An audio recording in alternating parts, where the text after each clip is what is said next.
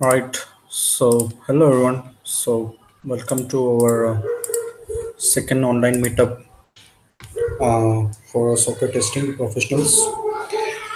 So, let me just quickly give you overview of a meetup. So, in this meetup, I'm going to give you the overview about the meetup, what we do, and why this meetup, how to join. And next, we are going to have a talk by our speaker, ShriKant Vashishtha.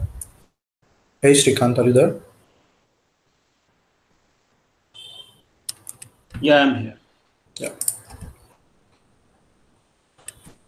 So I'm start sharing my screen.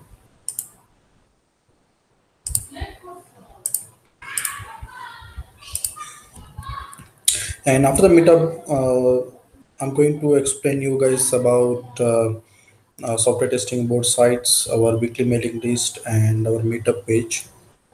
So, giving you introduction about this meetup, this is completely online meetup. The reason why we kept it online is because earlier we had a meetup where people come face to face, but then we had a difficulty in arranging the venue, and also we people had a difficulty in traveling over the weekend. So we thought of making it online meetup completely, and we run it through Google Hangout. Google Hangout is a place where speakers and the host talks, and the meetup will be published on a YouTube, broadcasted on YouTube. So basic agenda of this meetup is not to give you any tutorial, or uh, not to give you any bring any expert. Or so basic agenda of this meetup is to introduce you to new framework and new tools, technologies, whatever, or any new process that comes up in a software testing world. So this meetup happens every Saturday, fourth Saturday of the month, and it happens at 5 p.m. IST. So it's pretty simple to join the meetup. You can simply go to softwaretestingboard.com/meetups, and you'll find a link said ongoing, and it will take you to the ongoing meetup. And there you can play the live stream, and you'll be able to join the meetup. And if you have any question, there is a comment section at the bottom of the page where you can comment your question to the host. And these are the presentations we are going to have for the day.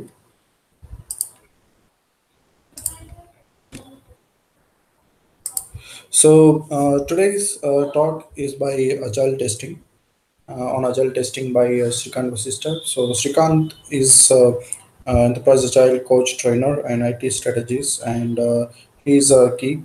He writes a blog on Agile, Scrum, and DevOps at agilebuddha.com.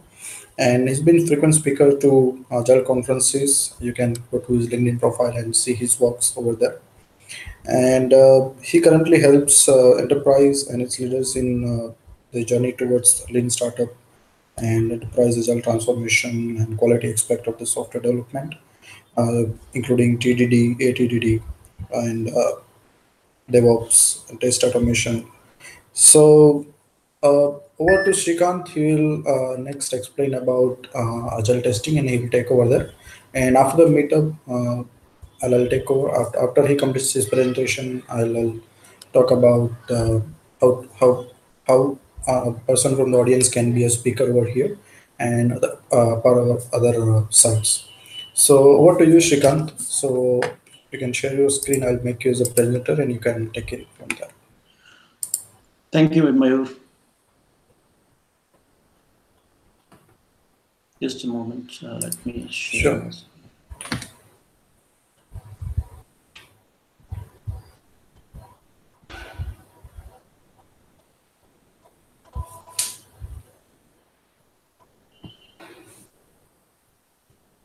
I hope you are able to see my screen, isn't it?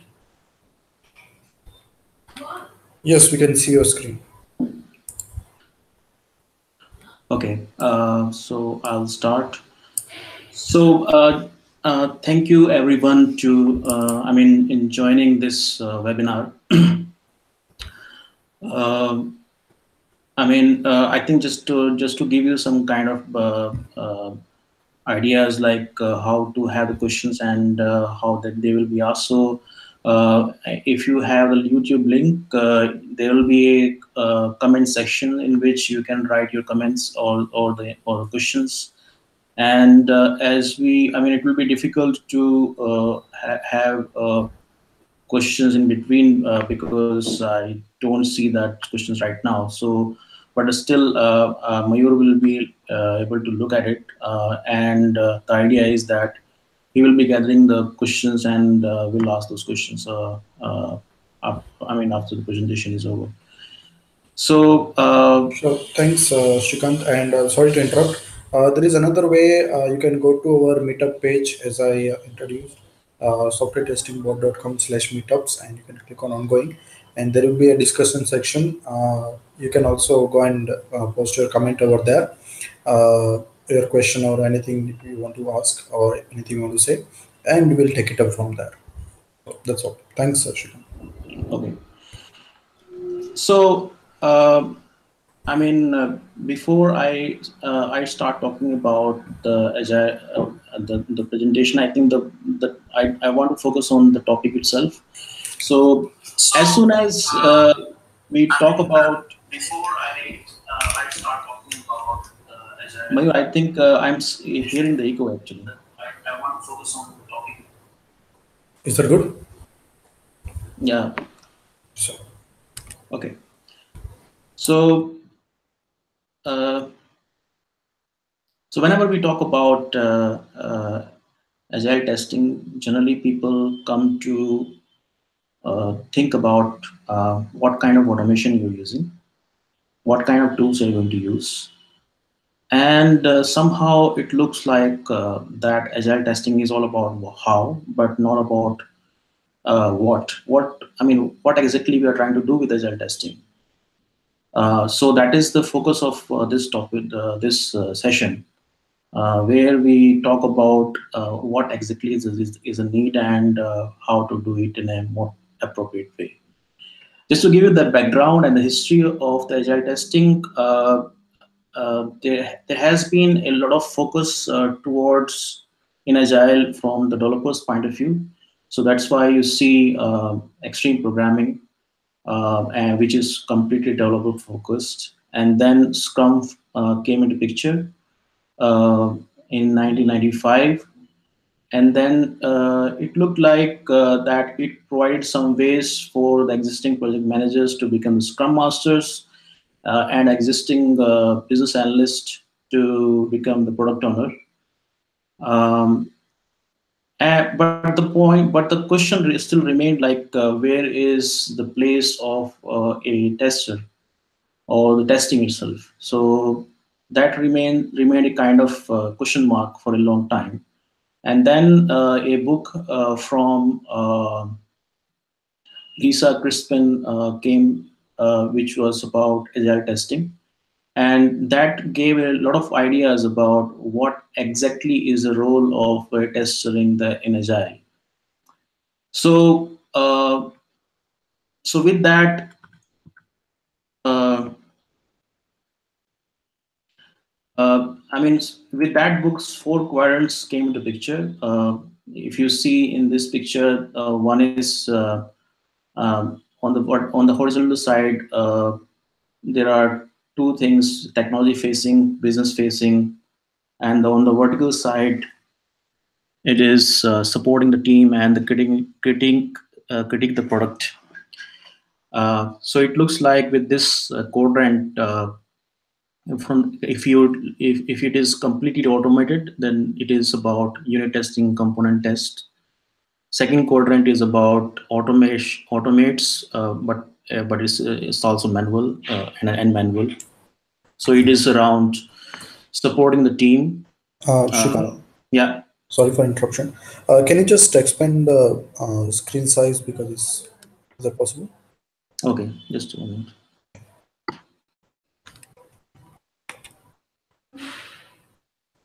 Is it okay? Yeah, this is perfect. Thank you.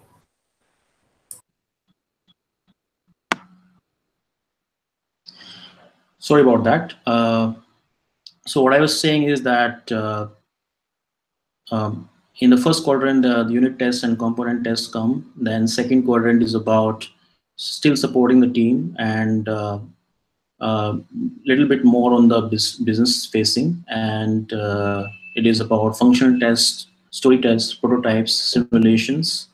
In the quadrant three, which it becomes a more like a business facing, more manual, um, and there basically comes exploratory testing scenarios, usability testing, user acceptance testing, alpha beta. And then quadrant four is about performance and load testing, security testing, and other utilities related testing. So, I mean, if you see the scope of the testing, there are a lot of things needs to be done from the product's standpoint, and it is not just limited to the feature testing or functional testing or system testing. In case you really care about, I mean, the team really cares about the quality. Fine. But then uh, we moved. I mean, when this book came into picture, I think that was around in 2000s, and in the last few years, a lot of things have changed, and it becomes a whether can we. I mean, questions keep on coming like. Can we still use the performance testing for supporting the team? Can we still have the exploratory testing? I mean, because exploratory testing is part of the feature testing, anyways. It has to be kind of supporting the team. So, because of all the DevOps movement and the technologies, automation, all these boundaries started becoming blurred, and it was very difficult to find it out whether this thing is in the quadrant one, quadrant three, quadrant four, and that creates a kind of lot of confusion. So one guy called Gojko Adzik, he is author of Specification by Example, and he is a very well-known person in agile field, and he came out with this quadrant in 2013, where basically he removed the whole idea of critiquing the product, because that depending on the context that may change. So that's why the horizontal axes are focused on technology and business, which were there in the earlier one as well. So they still are there, technology facing and the business facing, but the vertical axis changed. So instead of supporting the team and the getting the product, it is more about check for expected outputs, analyze undefined, unknown, and unexpected. So uh, from a technology point of view, unit integration, data formats, APIs, compatibilities. So all these are from the technology and checking the expected output perspective. As you go more towards the business and I mean, checking the expected output, specification by example, performance, compliance, regression, hypothesis. This comes into quadrant two. Third quadrant is exploratory, usability. As you see, like it is. I mean, it's not what here we are not trying to say that uh, this is not in the boundary of the development team. Somehow in the earlier quadrant, it looked like I mean, as you have first horizontal axis, Q1 and Q4, it is more about development team from the development team perspective. But as you move towards other ones, it looks like as soon as the development is over, then basically we do the Q2 and Q3. But that is not the case actually. So so instead of that, most of the things we try to do as part of the development team only, and uh, it's not there is no boundary whether it has to be done within the development or after the development, but more about focusing on the technology focus, business focus, whether we are checking the expected outputs or we are looking for the unknown, unidentified, and unexpected behaviors. Fine. So with that, let me. So I think it at least these kind of pictures at least give you the ideas that if you talk about the testing, agile testing, then it is a huge scope. It's not just limited to uh, certain testing only, and it doesn't finish over there as soon as we say that feature testing is over or system testing is over.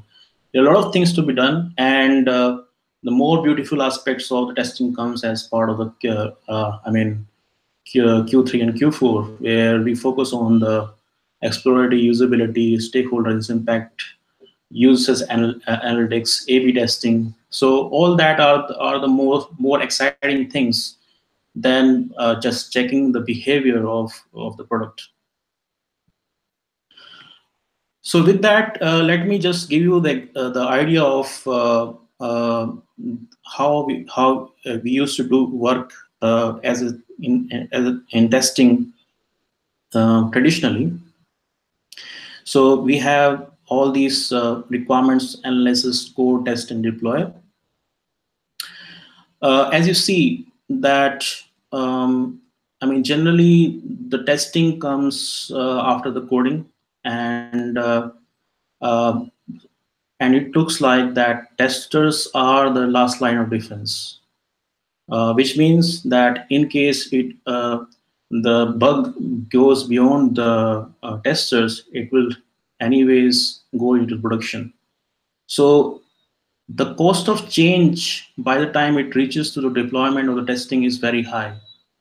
Uh, and other thing is that, and that's why basically the focus is to make sure that if you are working on the feature level testing, then or the system testing, you have to make sure that as a testing team, as a QA, we are as many defects as possible. So that is the fundamental idea, that we must get as many as defects as part of these testing, because as soon as it moves further, it goes into the production, and the cost of change is very, very high at that point of time. Another problem is that because every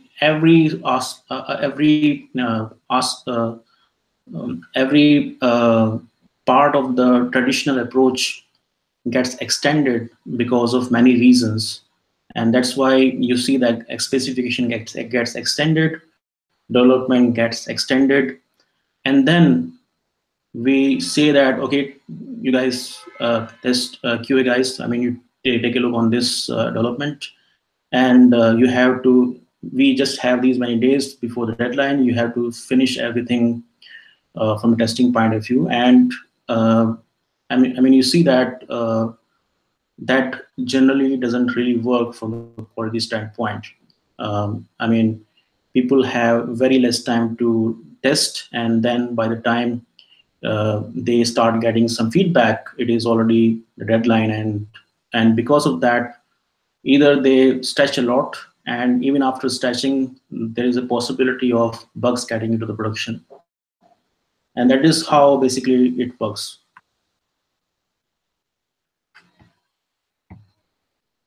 So one of the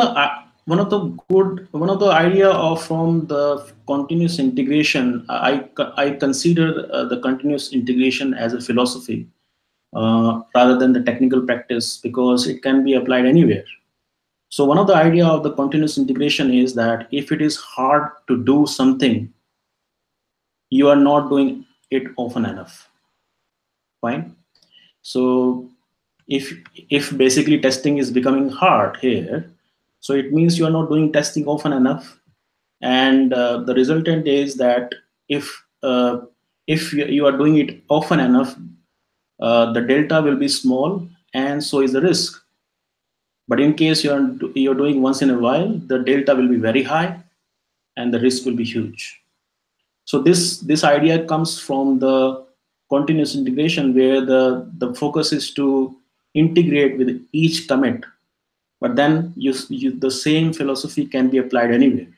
So in case something is becoming very difficult to you, it just means that you're not doing it often enough, and you divide it into the small chunks, and so that and do the same thing again and again. With that, the delta will be small, and so is the risk. So let's take a look on the agile approach.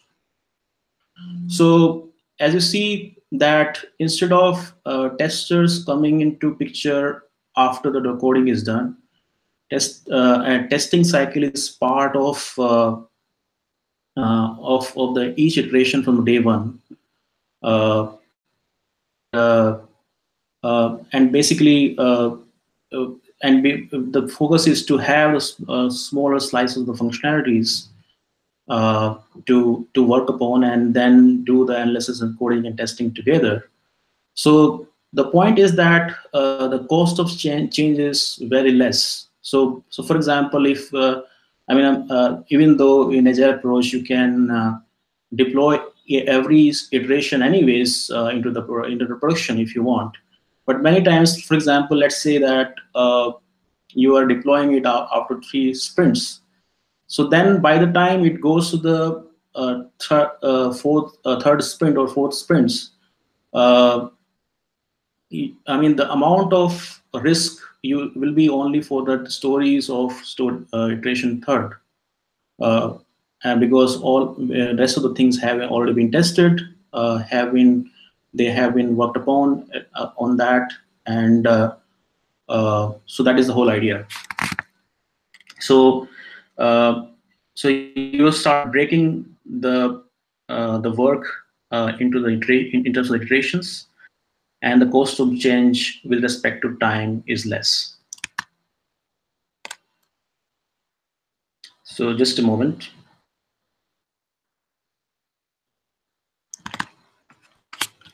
So the question comes that what to expect in Agile from a tester standpoint. So earlier I was working as a tester in traditional Waterfall. Now I started working in Agile.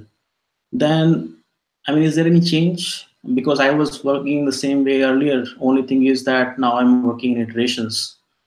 So does it mean that there has to be some change in terms of the behavior of a tester? Uh, so that is a very good question. So let's take an example of waterfall mindset. In the waterfall, everything goes over the fence. So customer and the customers and business analysts work upon the requirement analysis. They create a document which goes to the development. They create a design, do the development, and then again the code is handed over to the testers, and similarly it goes to deployment. So the whole in the whole waterfall cycle, the focus is on individual work. So my work as a tester is to find as many bugs as possible, and that is my work. Similarly, the development is focused towards doing the development, and that's all. So, but if you look at the focus of the entire project, people will not be focused on the project outcome as a whole, because different people come into picture at different stages. So let's take an example, and it results in we versus they, that this is your problem, this is my problem, and all that finger pointing. Um, and then this is another example how a developer might feel if all you do is raise bugs. So as some of the KPIs in the from a testing point of view are to find out as many as bugs as possible. Sometimes it happens that developer may not be having any ideas like what are the different testing criteria are there, and then as the code goes for the production for the testing, then the QA finds a lot of bugs. But then basically the whole thing is a waste, isn't it? So if you think about it, I mean, finding the bug and basically fixing it, the whole cycle is a huge waste. First of all, a developer does the coding, he pushes the code into the repository. Based on that, in that repository, the build is created based on the stable the code base line, and then tester sets the uh, tester sets of the data, and then basically test that particular feature, and then find the bugs, log the bugs, and then developer fixes the bugs. And then this, if you see that this whole thing, I mean, it doesn't give you anything. It's just the whole waste. So the point is that how to avoid that. So that's where the agile mindset is towards one team and one mission, and the focus is on the one sprint goal.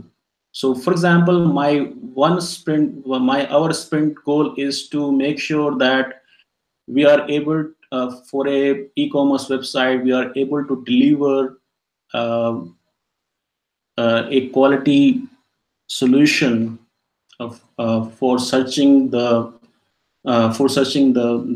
products on the e-commerce website. So that becomes a kind of mission for that particular sprint for the entire team. It's not a mission only for a developer or only for the tester. It is for the entire team. So in case if you fail from that mission, I mean, it's a failure of the entire team. It's not the failure of only one team or only the developer tester.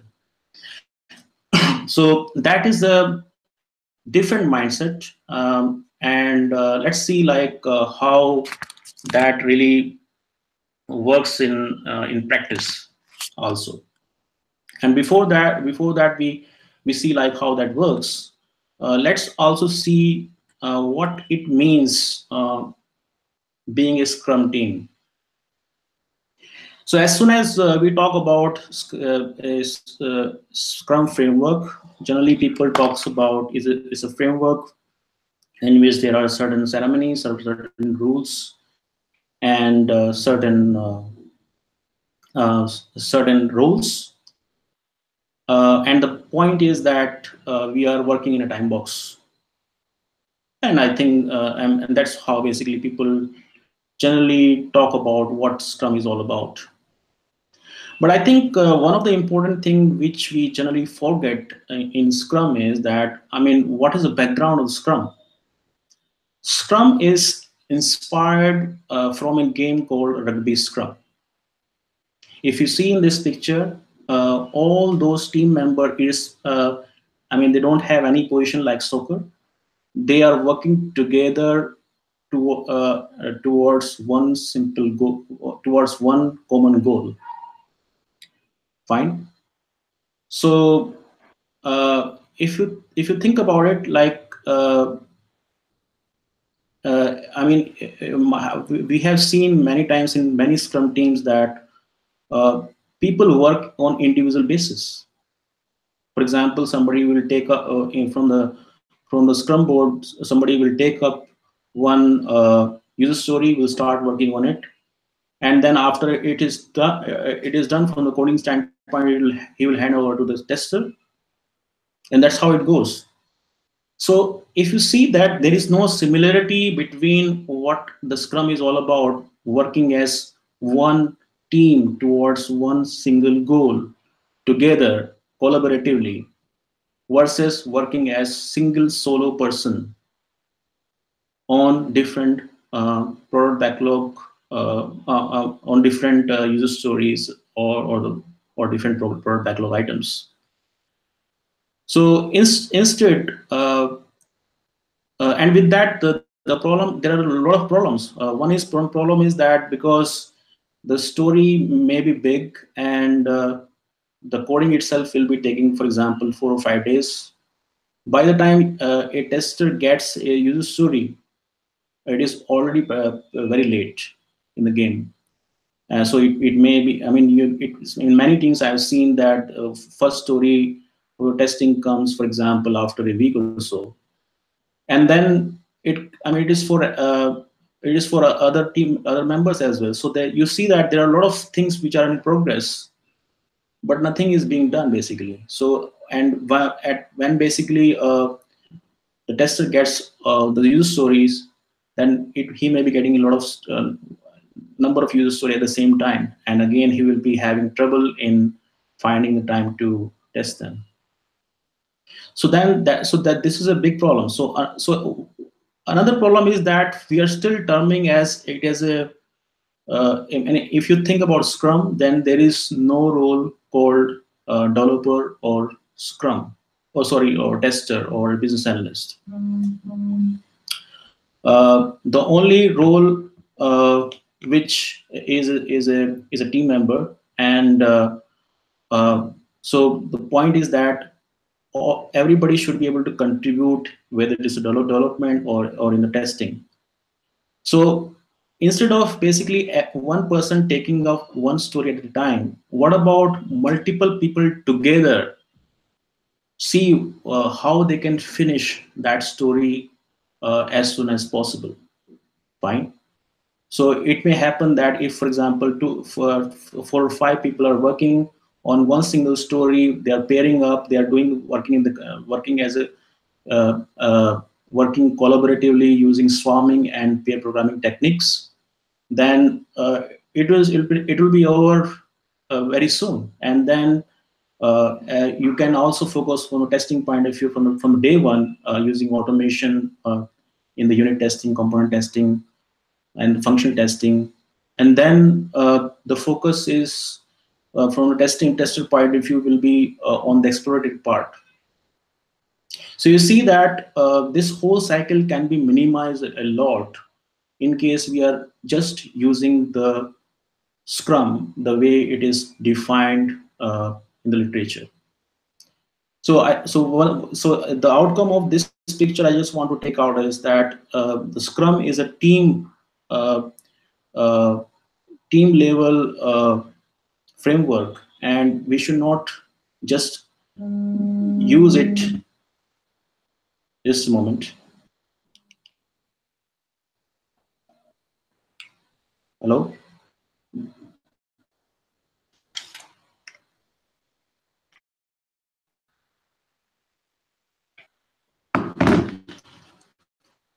Sorry about that. So I think uh, so. In case people have some questions in between, please put them on the Q&A, and we will be able to answer them as well. Hey everyone, so I would just like to take a moment, Shrikant, if it is okay. I'll just Yeah. explain to people how to comment it. It will be very quick. Thank you, Shrikant. So, hey guys, so I'm just sharing my screen and I'll show you the YouTube page. We have a YouTube page where you can go, and on the desktop page, if you are on the desktop, you can use this YouTube page to post your comment. And we already have a question from Karthik. And if you are not able to post it on YouTube page, you can go to our meetup page, that is softwaretestingboard.com/meetups, and you can click on ongoing, and it will take you to our ongoing meetup page, and we have a comment section over there. Post your question. So, but keep posting question, guys, more interactive. Uh, Over to you, Shrikant. Thank you. Okay. So from last two slides, I just want to take out two things. One is if you talk about working in Agile or Scrum, it is more a collaborative way of working. And if you are working solo, it means you will not definitely get the benefit of working in a real Scrum environment. So one has to make sure that people are collaborating, working as a pairs. You're doing the pair programming, or swarming, and working together towards one single goal. Second thing which I just want to highlight is that the mindset of the tester has to be towards the common goal of the sprint, which is the sprint goal, and instead of finding the bugs. How we will do that? We will focus that in the further slides. Let's move on. So another thing is that agile is all about. So I just wanted to highlight over here, like what is the difference between the traditional and waterfall environment. So agile is all about early value. So if you say that our 20% time is done from this point of view, uh, and but that by that time only the analysis has been done. So in case you say that, can I use it? Definitely you cannot use it. Similarly, if you go towards the agile process, when we say that 20% is done, so that 20% means that analysis, design, coding, and testing, all of that is done, and and 20% done means 100% is usable. So that is a very important difference here. Uh, Earlier, the focus has been, because testing was used to come in pretty late in the game, and there was a time lag, time amount of time available was also very less. Then only thing people could do was the manual regression. But now, because everybody works from the day one in the sprints, instead of doing the manual regression, the focus is on the test automation. And there is a very good reason why we do that. So think about it. For example, if we have 10 sprints, in 10 sprints, for instance, each sprint may have 100 test scenarios. So by 10th sprint, there will be 1,000 test scenarios for all the functionality we have churned out.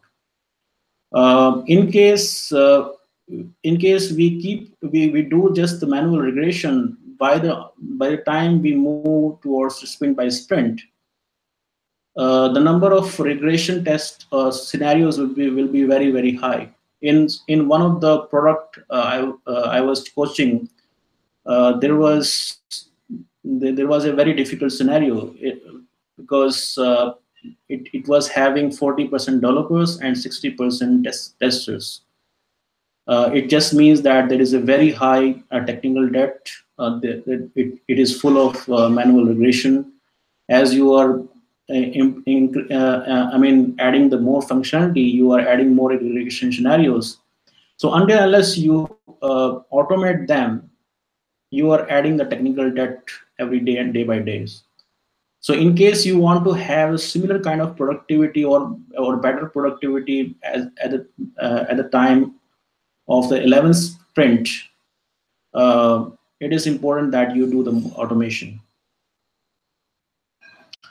Another problem I have seen in some of the teams is that it looks like that testing is something else, or development is, or coding is something else, and they do the testing as or estimate as a developer and a tester separately, and which is a shame, because the estimation has to be done as one team. Why, you would ask? Like, how does a developer knows about what testing needs to be done, or does tester? How does the tester knows what development has to be done? Basically, the point is that when you talk about a user story, and you talk about the functionality, uh, when you do the planning poker based on the different ideas developer and tester gives, it may seem that okay, uh, when developer talks about what needs to be done from a development point of view, tester may also remember, okay, I think this also need this particular part of part or the functionality also needs to be tested or had to be done the regression. So more ideas about the functionality come into picture when you do the estimation as one team. The whole idea of the planning poker is not estimation in terms of story point. That is just a side effect. The whole idea of the planning poker is to make sure that that team as a whole is discussing about the user story, coming on the same page, and they have the same idea of the functionality of the user story as one team. So so whenever somebody says that I'm having one story point, another says it's 8 story point, the difference of opinion gives more information about what is missing to both of these people. So that is the whole idea that we discuss in this fashion, and the side outcome may be the estimation of this, but estimation is not the entire thing of that of the planning poker. So in case we are just thinking that let's estimate as a developer, let's estimate as a tester, and then we add it up, then we are just removing the whole conversation about on the user story. The conversation is a very important part of the on the user story. So estimated as one team is very important. Moving from testers as a last line of defense, as I mentioned, we need to focus on the continuous focus on the quality from everyone. So so quality is not responsibility of only tester. Everybody is responsible from the day one. So that's why we have the unit test coverage as 75% plus. We do all the test automation in terms of the integration test, functional test, and then the point is that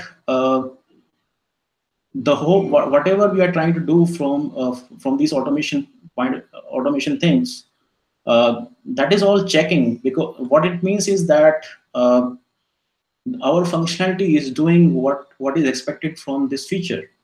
So just a checking is not a testing. Testing is more than that, and that's where the whole exploratory testing part comes into picture. So that's where everybody tests. It's not just the tester, everybody tests, and the quality becomes the responsibility of every member in the team. The role of the tester is also changing these days. Instead of being called as a tester, there is much more focus on the automation part, much more focus on the programming, and the boundaries between the developers and testers are blurring these days. So let's take a practical scenario of a practical scenario in an agile project, and see that what is the role of a tester.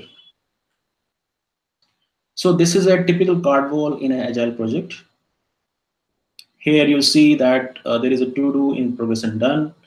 And before that, this is a wall for a product owner in which he says he's having the cards for the iteration +1, iteration +2, iteration +3, and some ready stories. So in this card wall, let's see what is the role of a tester. So one important thing which I mentioned earlier is that the whole idea is not just finding bugs, because as soon as you find a bug, and then that whole finding and fixing thing is a waste of time, is a whole point. So instead of finding bugs, what if tester helps in finding those issues early? And how can that be possible? So in one of the team which I was coaching, the idea was that before a developer writes a single line of code, developer and testers used to sit together and used to discuss the test criteria or test cases together. Fine. In that case, what used to happen was tester used to give certain scenarios which developer was not aware of at all. Similarly, developer could say that, oh, this is a one thing which I can test from my own side, fine, and you don't need to worry about it. And there are certain technical aspects which I can cover from my side. So the idea was before a developer wanted to start writing a single line of code, he was aware what is the exit criteria for him when he basically gives the code to the tester, for example. Fine. So with this approach, what we could observe was that we could reduce at least 75% of defects which were coming in the earlier iterations, and that was based on the facts. Actually, this was not just based on some our intuition. It was based on data. We could reduce a number of bugs because developers and testers were working together and trying to avoid as many bugs as they could. Another one is DevOps testing, in which developer says, "Oh, I'm done. Can you test it in the test environment?" So developer tester says that, let me take a look on your machine and let's see like if everything is going fine. So so that is a kind of DevOps testing. So he looks at it and then finds out that even though the feature is working, but then the code has broken some other regression scenarios which developer just missed out. So he could tell the developer then and there that these are the problems you're having already. Can you just fix them, and then basically we will test it again on the test environment. So the idea is that, again, to proactively find the issues as soon as possible, and fixing them on a developer machine is very simple versus finding it in the test environment. Incremental functional testing is one of the idea in a team with which they came out with. So they try to divide the stories in terms of the functionalities. Developers say that if this part of functionality is done, can test it, and then tester could test it. So instead of giving the entire story, he could give in the incremental fashion, like this part of the functionality is over, then can you test it, and then he should test it. So by the time it was the last part of the functionality, it was already tested. So that there was not much time. So instead of waiting for a long time for the functionality to come for the test, that's how basically they started doing the incremental functional testing. But my point is that that is not really required in case you are working as a collaborative team. So in case you find that the story is pretty big, so why don't multiple people work on that same story and finish it early? So in that case, you don't need to devise these kind of ideas, incremental functional testing. Another important thing is that, which I want to highlight here to everybody, is that the whole idea of working in Scrum or Agile environment is to focus on finishing more than starting more. In your Scrum board, you might have seen that you have a lot of stories which are in progress, but nothing is done. That is not the point. In case you are working in a collaborative manner, you have to ask yourself, how can you help to finish the stories which are in progress early, and at any point of time, maximum 2 or 3 stories should be in progress for the entire team if they are working in a collaborative fashion. If they are working as a solo mode, then definitely 7 or 8 stories will be in progress. So as soon as your story is done, then you say that how can you help in other team members to finish other stories as soon as possible. So that's how basically the focus is on finishing more than starting more. Another point where the tester helps is to help the PO in achieving the definition of ready, just to make sure that everybody understands what definition of ready is all about. So customer looks for that done product, and that is that is a good idea. But at the same time, team is looking for a user story which has which is completely self-explanatory, doesn't have any unanswered questions, and also there are no dependencies which would block the team to work on in a sprint. If you basically get those story in a sprint, it becomes very hard to deliver them, because you get into a kind of situation where you're talking to the different stakeholders or people to get the relevant answers, and that getting the answers may take a lot of time. What if you just have the stories which could be which doesn't have any kind of unanswered questions or dependencies which could block you? So that's where again the testers can help in achieving the definition of ready. So that's where basically the left side of the wall I'm talking about. Gateway to the definition of done. So uh, tester can become a gateway to a definition of done, like making sure that everything is done from the functional standpoint, and then he can also make sure that he talks to the product owner and give a demo uh, early before sprint review, to make sure that everything. The team gets early feedback on the story, and in case there are minor problems, they can be fixed.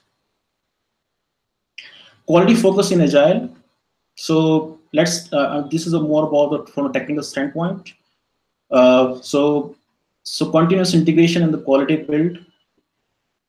So the whole idea for the continuous integration, as I mentioned, was that uh, is to basically find out whether everything is working fine from the function standpoint uh, with each code commit. So as soon as you commit the code, it goes to the continuous integration server, which checks out the code from the repository, builds based on the automated build scripts you have, and then it runs all the automated test cases. In case any test case fails, it sends a report to all team members via email or some other mechanism. So that way, basically, you try to get the outcome with each commit. Another thing is that with this continuous integration, you execute all the test scenarios, like whether it's a functional test cases or the Selenium test cases, unit test cases, all that. And in case something goes wrong, then you can fix it then and there. Let's take a look on the testing triangle, which is a very important idea. Sometimes we have difficulty to understand how much automation needs to be done, and then somehow we looks at it like the whole functional scenarios have to be automated. Think about it. As soon as you do the automated, all the you have all the UI based test uh, doing the functional testing, then it becomes very hard to execute those functional test cases in a very timely way. Sometimes, depending on the number of test cases you have, sometimes it takes 4 hours, days, or something like that. I mean, executing UI-based test cases is takes a lot of time, and that's why in this testing triangle, you see that UI test cases just have minimal number of presence in this triangle. The foundation is with unit test cases, integration test cases. So you have around 80% of unit test cases, 10% of integration test cases. So around 80% with acceptance test cases, integration test cases, unit test cases, and then 5% with 5 to 10% with the UI test cases and some manual testing. So the idea is that you should be able to execute the automation and get the feedback as early as possible. If you are not able to do that, then it becomes very hard. I mean, you get feedback on lightly basis. And other difficult thing is that if you find problems in a UI based tests, it becomes very hard to find out where the problem is actually, because it is end-to-end test, and then the problem may happen anywhere, fine. So it becomes very hard to first of all diagnose the problem and then to fix the problem, and that's where the unit test cases helps in that, because unit test case is a kind of cell in the small cell in the whole functionality, and basically you can find out which cell is not working with the unit test cases. So what generally happens is that testers and developers can sit together and find out like which test case will go towards UI test case on the UI level, that means end-to-end function level. What test cases can be executed on the unit test case level. So the whole idea of the testing is to mitigate the risk. How to mitigate the risk is, I mean, you can decide based on a discussion between developer and testers. So that way you get the early feedback, immediate feedback, instead of waiting for a long time to execute those UI based tests only. So that is the whole idea testing triangle. So this is so as I mentioned, with the TDD cycle, in case you are having the small unit test cases, you are able to find out where exactly the problem is happening, for example here. But without TDD, it is like finding the needle in a haystack. You are very difficult. It is very difficult to find out where the problem lies actually. Automation functional testing. So basically, in this session, I just wanted to cover two quadrant of the testing triangle. One is the unit testing and the functional test cases. And here I'm just focusing on the functional test cases. So there are different options people use: Selenium, QTP, Sahi, Fitness A, QTP, Tosca, and so from the functional standpoint, people are generally using these days ATDD, which is acceptance test driven development. So the idea in the so the problem with the Selenium based test cases or QTP based test cases is I mean as a tester you can understand what this test case is all about, but the other person may not be able to understand. Like for example, business may not be able to understand, or some other business analyst may not be able to understand. So so that thing basically is covered by BDD or behavior driven development or acceptance test driven development test cases, where the test scenario is written in common English, and you basically so let's take an example here. So this scenario is written in plain pure English which anybody can understand. So before you write a single line of code, you can write those test scenarios, and these are executable spec. So that is a part of your source code.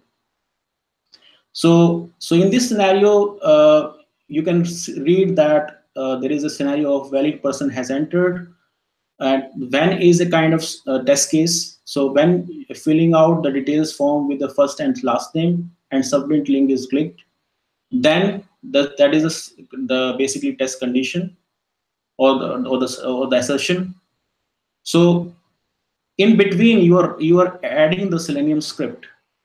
So you see that Selenium open and Selenium type, Selenium click. So in order to basically execute this functionality, you are trying to add these Selenium scripts. Fine. So by the time you add these test cases, nothing is there. These are written basically when you write the code, and then basically these test cases are executed as part of your continuous integration environment. The good thing about them is that you are able to get the documentation out of that, which is a kind of live documentation coming out of the code, and it's not something which becomes stale after a period of time, because as soon as you change anything in the code base, you will change these test cases anyways. So it's a live documentation, anybody can read, and it becomes a language of everybody in the team actually, and outside the team. So this is a kind of the whole thing. This is how it works out. So there is this user story. You write this acceptance criteria on that.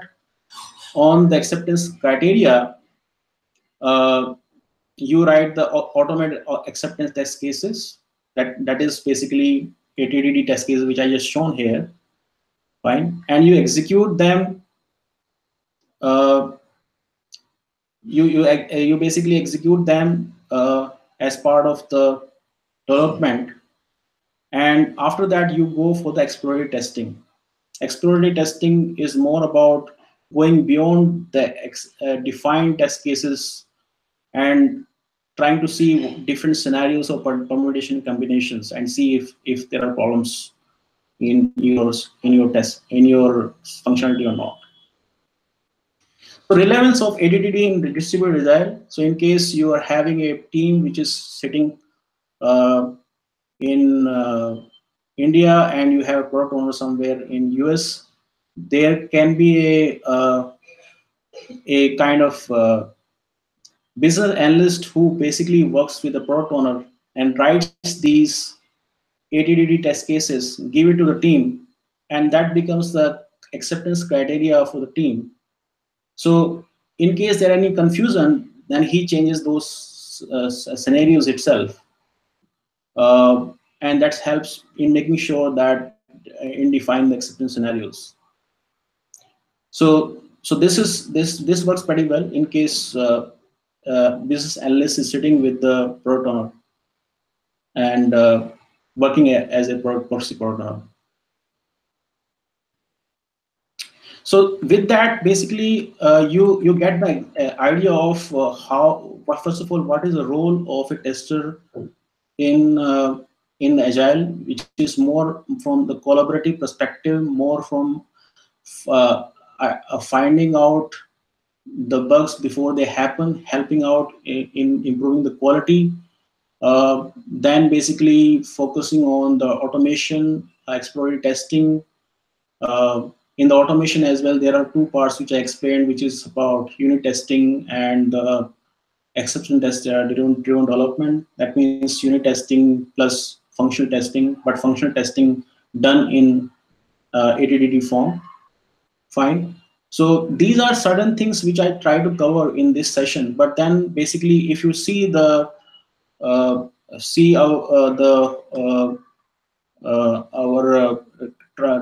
quadrant testing quadrant, there are many other things which are still to be. I mean, they are still part of the scope of testing, like performance testing, A/B testing, and all that. So I think what I'm trying to say in this session is that this whole thing of the checking whether the functionality is working the way it should be done as part of development anyways. I mean, tester should not get any defect as part of testing, but then he should be able to focus on other better things. Fine, on the exploratory testing part, on the performance testing part, on the A/B testing part, which is more towards the actual user than just finding it out like whether the functionality is working the way it is expected. So with that, I'm open to the questions.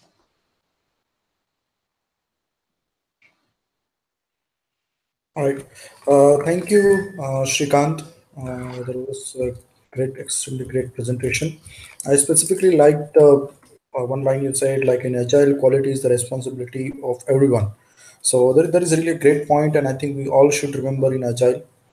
So now I will read out the question from the YouTube channel what we got. So first question is from Karthik, and he's asking like what should be the ideal time ratio to the development and testing in a sprint.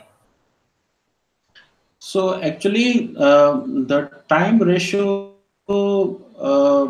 I mean, it becomes very difficult to define because sometimes there is a one line of change, code of change, but then the testing maybe, for example, 2 or 3 days.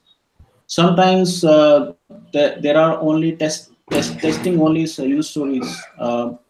So I think you cannot definitely say that what is the ratio of the testing. It depends on the project to project and towards user story to user story. But depending on what you have, you need to define as a team how many stories we can work together is, and it is not the responsibility on only a tester or developer, it is the entire team. So in case, for example, you see that even though we can take more development stories but we'll not be able to test them, then definitely we cannot take those stories as a whole, isn't it? Right, makes So sense. yeah. Sure. So there is another question from one of our users that test automation will be implemented for project from first sprint, or when do you start the test automation? Uh, his Yeah, question actually, is.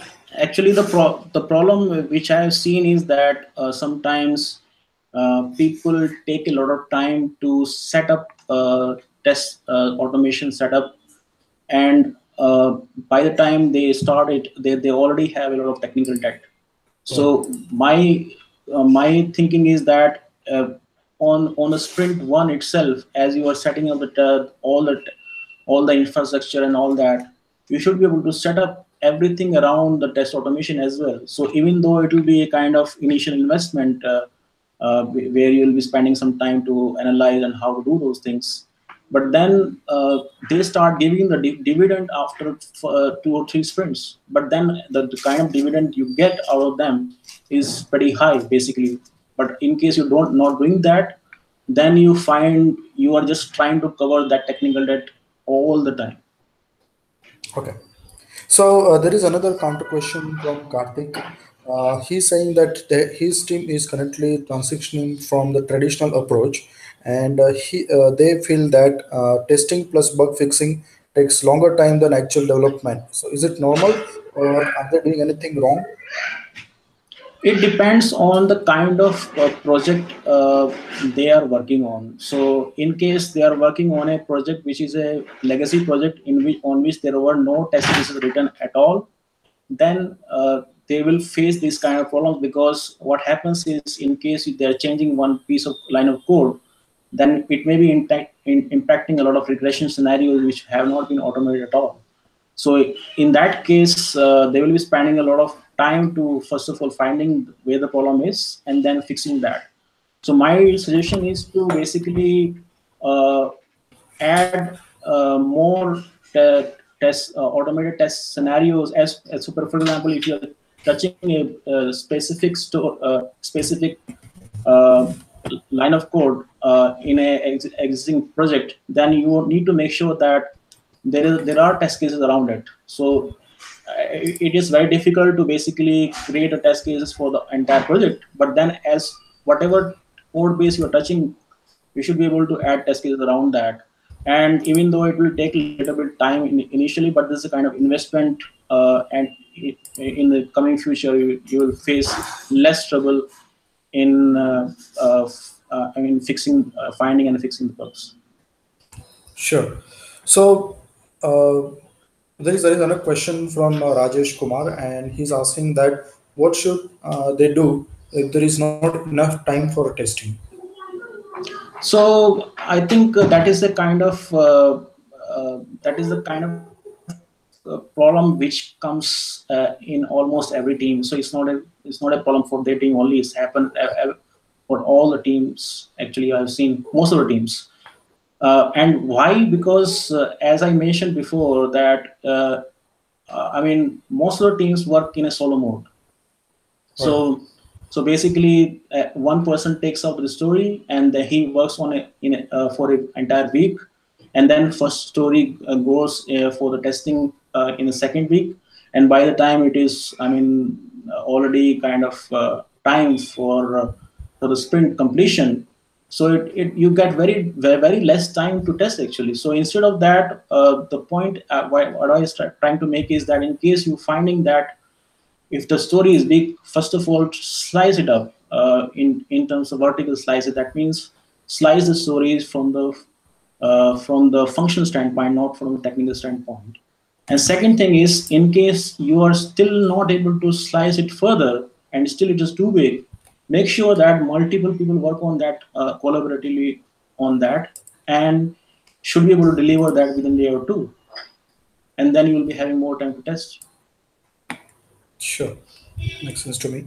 So I guess we don't have any more questions from the audience, and it's been a great presentation, Shrikant.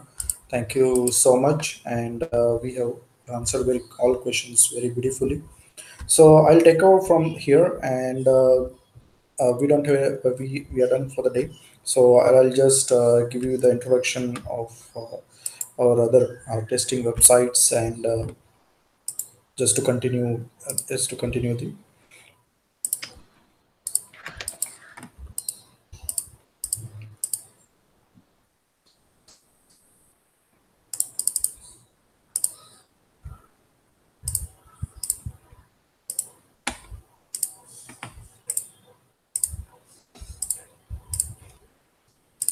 So this is we have a question and answer site for software testing professionals, where we have almost 200 200 plus active users. They ask question, and they get answers from the experts.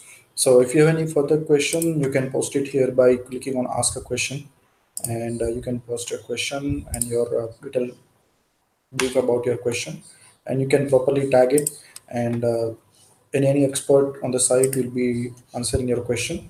Apart from that, we have meetup sites where we call it as a softwaretestingboard.com/meetups. So upcoming meetups will be announcing it here, and apart from that, we also have a meetup group where you can come and subscribe and keep a track of our upcoming meetups.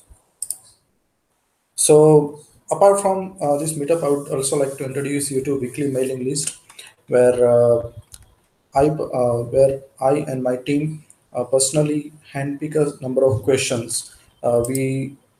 We get it in our question and answer site, so you don't have to go through all the questions, and we can handpick a questions you would love to answer, and we'll send it to you through this mailing list. And this mailing list URL, you can I'll post it in this meetup page later. And if you want to see the past issues, whatever we have campaign we have, whatever mail we have sent till now, you can click on these past issues, and you can find out the existing questions over there, just to understand how we post the question. And apart from that, we have a contact us page. If you want to contact us on anything, you can contact us through this contact us page. You can give us your feedback, and we are also available on social media.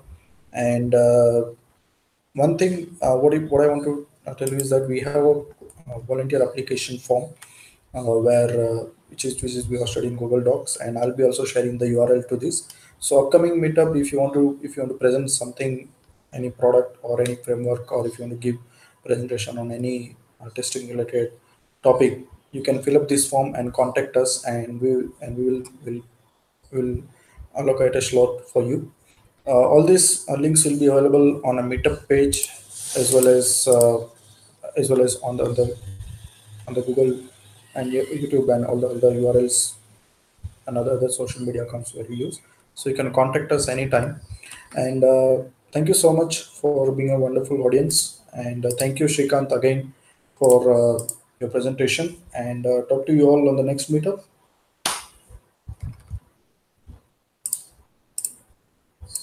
Bye bye. Thank you, everybody. Thank you. Thanks a lot.